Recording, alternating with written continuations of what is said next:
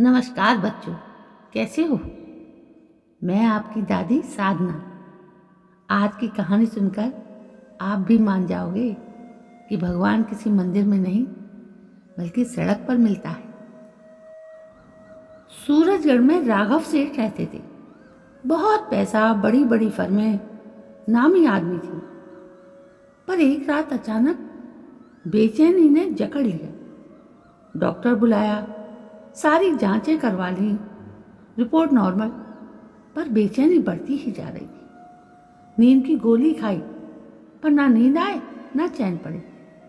रात के 3 बजे उठकर घर के बगीचे में टहलने लगे। थोड़ा सुकून लगा तो गेट खोलकर सड़क पर निकल पड़े। दिमाग में हजारों सवाल, ये हो क्या रहा है मुझे।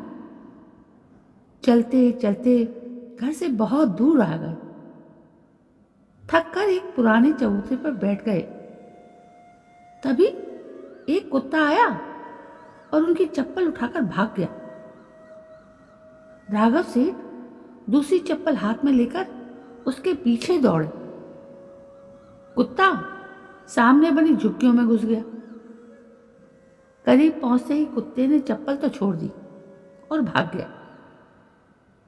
राघव सेठ ने चैन की सांस ली। चप्पल पहन ही रहे थे कि पास की एक टूटी हुई झोंपड़ी से किसी के रोने की आवाज आई। करीब गए, बोरे के पर्दे से झांका। अंदर एक औरत फटे पुराने कपड़ों में दीवार से लगकर रो रही थी, बुदबुदा रही थी, हे भगवान, कोई मदद कर दे, मेरी बच्ची। राघव सेठ का पहला ख्याल, यहां से निकल जाओ, कोई गलत ना समझ ले। 2 कदम बढ़ाए पर दिल ने कहा, रुक, ये औरत क्यों रो रही। वापस लौटे। दरवाजा खटखटाया। औरत ने दरवाजा खोला। एक अमीर आदमी को आधी रात अपने टूटे दरवाजे पर देखकर घबरा गई। राघव सेठ ने हाथ जोड़कर कहा, बहन डरो मत, बस ये बता दो रो क्यों रही हो। औरत की आंख से आंसू टपक पड़े। उसने पास में गोदड़ी में लिपटी अपनी 7-8 साल की बेटी की तरफ इशारा किया। सिसकते हुए बोली, साहब, मेरी बिटिया बहुत बीमार है। डॉक्टर ने 1.5 लाख का खर्चा बताया है। मैं घरों में झाड़ू पोछा करके पेट पालती हूँ, कहाँ से लाऊं इतने पैसे। सबके आगे हाथ फैला लिए, कोई मदद को तैयार नहीं। राघव सेठ बोले, तो रात को रोने से मिल जाएगा पैसा। औरत और जोर से रो पड़ी। बोली, साहब, कल एक साधु यहां से निकले थे, मैंने उनको दुख बताया। वो बोले, बेटी, रात 4 बजे उठकर अपने भगवान से मांग, बोरी बिछाकर रो, गिड़गिड़ा कर मांग,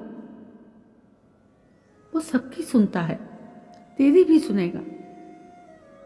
मेरे पास और कोई रास्ता नहीं था साहब, इसलिए मैं उससे मांग रही हूं। ये सुनकर राघव सेठ का कलेजा मुंह को आ गया। वो कर्म में मानता था पर भगवान में नहीं, नास्तिक था। पर उस औरत की बातें उसको हिला गई। तुरंत फोन निकाला, एम्बुलेंस बुलाई, बच्ची को बड़े अस्पताल में भर्ती कराया। 1.5 लाख का बिल आया तो अपनी जेब से भर दिया। बस उसी पल राघव सेठ की हफ्तों की पुरानी बेचैनी एकदम गायब हो गई, जैसे किसी ने सीने से पत्थर हटा दिया हो। फिर उसने उस औरत को अपने बंगले में नौकरी दे दी, सर्वेंट क्वार्टर में रहने की जगह दी और उस बच्ची की पढ़ाई का जिम्मा भी ले लिया। उस रात राघव सेठ सो नहीं पाए। दिमाग में सवालों का तूफान था।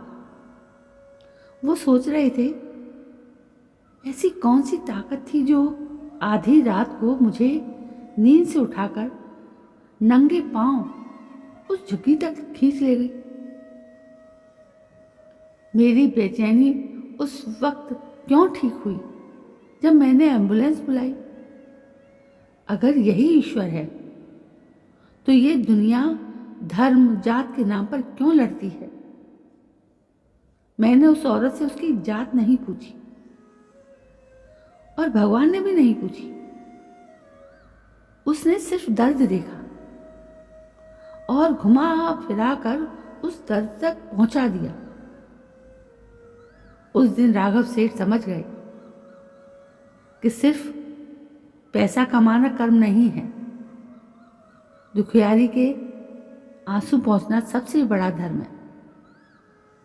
जिंदगी में पहली बार उन्हें ऐसा सुकून मिला था जो करोड़ों कमाने पर भी नहीं मिला था।